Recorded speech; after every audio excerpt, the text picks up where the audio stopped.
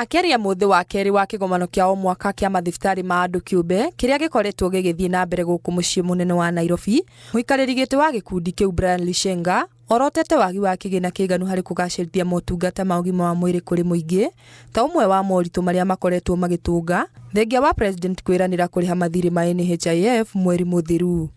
We believe that the president was unambiguous when he said that those claims that were over 10 million shillings should be settled, and he gave an unambiguous timeline for settlement of other claims that are above 10 million shillings. So there is no revenue that has flowed, but we think the directive was very clear that those monies should be released immediately. Mongereire atĩ mena mwĩhoko ngwatanĩro gatagatĩ ga thirikari na honge itarĩ cia gĩthirikari nĩ ũkũgacĩrithia mũtambo wa ũrigiti wa SHA, no makĩria rĩrĩ ũtongoria wa ministry wa ũgima wa mwĩrĩ ũkoretwo na mogarũrũku. SHA is not adequate in many private facilities for medical patients.